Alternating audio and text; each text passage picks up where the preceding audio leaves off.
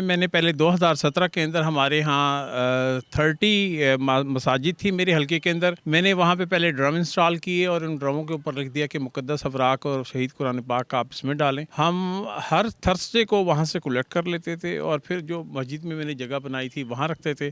اوپر چھت سے لے کے لینٹر سے لے کے نیچے زمین تک 60 فٹ ہے یہ, اور 60 فٹ ہم نے نیچے سے زمین سے شروع سے مشینوں سے کھدائی کی اس کی. یہ میری جگہ اپنی خریدی ہوئی ہے اور اپنی جگہ خریدی ہوئی کے اندر یہ بنایا ہے. یہ تو اللہ نے ہمیں اپنے قرآن کی حفاظت کے لیے مامور کیا ہے. ہم اللہ تعالیٰ کے بے حد شکر گزار ہیں اس پر. ناظرین, آج آپ کی ملاقات کروانے جا رہا ہوں خادم قرآن مجید راؤ مظہر الاسلام کے ساتھ, جنہوں نے قرآن مجید کے اوراق کو سنبھالنے اور محفوظ کرنے کا کام شروع کیا ہے. ہر جگہ دنیا بھر کے اندر جو قرآن مجید کے اوراق ہوتے ہیں, شہید ہو جاتے ہیں, ان کو کہیں کہیں زمین برد کر دیا جاتا ہے یا دریا کے اندر ڈال دیا جاتا ہے, مگر یہ ان کو سنبھال کر ایک ان کے لیے جگہ بنائی ہوئی ہے, اس کے اندر محفوظ کر دیتے ہیں. ہمارے ساتھ موجود سے بات کرتے ہیں. راؤ صاحب, بتائیے گا کیا آئیڈیا آیا, کیسے کام شروع کیا, کتنے اوراق محفوظ کر رہے ہیں؟ میں نے پہلے 2017 کے اندر ہمارے ہاں 30 مساجد تھی میرے حلقے کے اندر. میں نے وہاں پہ پہلے ڈرم انسٹال کیے اور ان ڈرموں کے اوپر لکھ دیا کہ مقدس اوراق اور شہید قرآن پاک کا آپ اس میں ڈالیں. ہم ہر تھرسڈے کو وہاں سے کلیکٹ کر لیتے تھے اور پھر جو مسجد میں نے جگہ بنائی تھی وہاں رکھتے تھے. پھر وہ جگہ ناکافی ہوگی تو میں نے ایک دفعہ سوشل میڈیا پہ دیکھا کہ ایک شخص قرآن پاک گندے پانی سے اٹھاتا ہے اور اٹھا کے کہتا ہے خدا دا نام منو پانی اچنا روڑیا کرو. اور اب نہروں اور دریاؤں کے اندر فاؤنڈریز اسٹینڈریز کا پانی اور ساتھ سیوریج کا پانی مکس ہو رہا ہے. تو 6 ماہ کے بعد جب وہ خشک ہو جاتے ہیں تو پھر وہ جو ہے نا ان کے تقدس پامالی کا سبب بنتا ہے قرآن پاک اوراق کا ان کا. تو پھر میں نے سوچا کہ اللہ تعالیٰ نے ہمیں اس دنیا میں جو بھیجا ہے پھر ہم سے اس کا حساب کتاب بھی لینا ہے, اور ہم اللہ کے نائب ہیں اور ہمارا ہی کام ہے کہ ہم اللہ پاک کے قرآن کی حفاظت کریں, اور اللہ پاک نے ہمیں یہ توفیق عطا کی.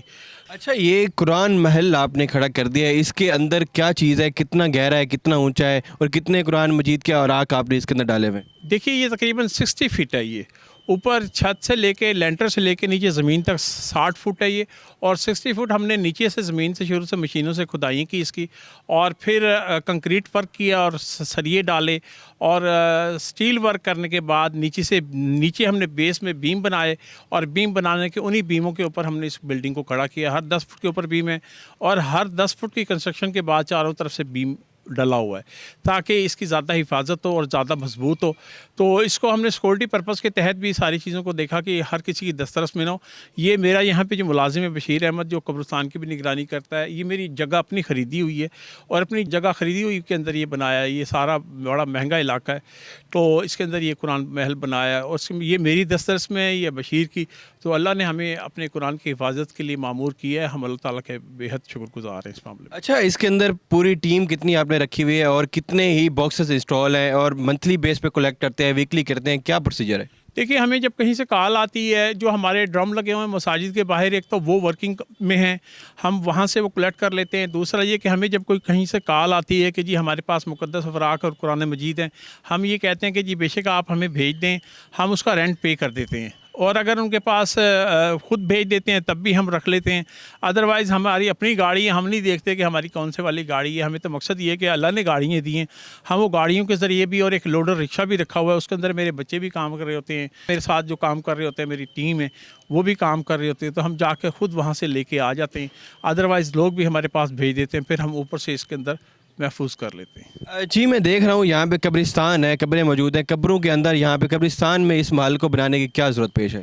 وہ اس کی ریزن یہ تھی کہ میری ایک پالیسی ہوتی ہے کہ جو ہم مساجد بناتے ہیں, مساجد خود کفیل ہونی چاہیے, اور اس میں پیش امام کا گھر بھی ہونا چاہیے, کیونکہ پیش امام کی تنخواہ بڑی قلیل سی ہوتی ہے. اسی طریقے سے میری پالیسی یہ تھی کہ جو ہم قبرستان کے اوپر کام میں نے کیا, جس میں کفن فری, قبر فری, تدفین فری تھی, اس کے اندر جو چوکیدار کو گھر بنا کے دیا, لینٹر والا گھر ہے اس کا, اور پختہ گھر ہے, اس میں سوئی گیس بجلی ساری سہولتیں فراہم کی تاکہ وہ چوکیدار جو ہے قبروں کی رکھوالی کرے, وہاں پہ منشیات فروش نہ ہو, کرمینل لوگ نہ آئیں, اور وہاں پہ کوئی ایسی ویسی ایکٹیویٹیز نہ ہو. قبرستان میں بہت سارے لوگ شہید بھی ہوتے ہیں اور بہت سارے قرآن کے حافظ بھی تدفین ہوتے ہیں. تو یہ قرآن پاک بھی کیونکہ ضعیف ہو جاتا ہے تو اس کی بھی تدفین ہم نے کرنی ہوتی ہے تاکہ وہ ہمارا چوکیدار دونوں سسٹم کو چلا سکے اور دیکھ سکے اور 24 گھنٹے یہاں پہ ڈیوٹی دے سکے, کیونکہ ہم نے اس کو گھر بنا کے دیا تھا. دیکھیے اللہ تعالیٰ نے ہمیں اس دنیا میں ہی بھیجا ہے. سب سے پہلے تو ہم اللہ تعالیٰ کا شکر ادا کریں کہ ہمیں بینگ مسلمان بنا کے بھیجا, ایک مسلمان گھرانے میں ہم نے جنم لیا.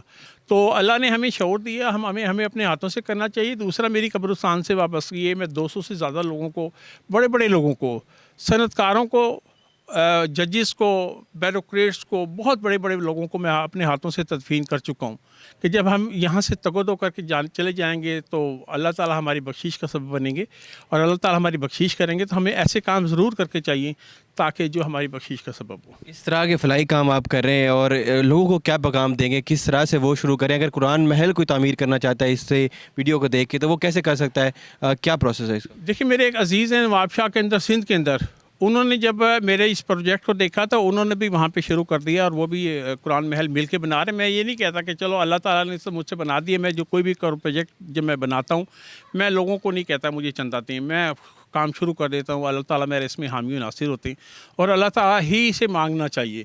تو میں یہ کہوں گا کہ چلے میں نے تو اکیلے کھڑا کر دیا، بنا لیا، اللہ پاک نے مجھ سے بنوا لیا، اب اگر آپ مل جل کے بھی بنائیں اور جگہ جگہ پہ بنائیں تاکہ تقدس جو پامال ہوتا ہے قرآن مجید شہید کا، مقدس اوراق کا، وہ اس سے کم از کم بچت ہوگی، اور ہماری شاید بخشش اسی وجہ سے ہو جائے۔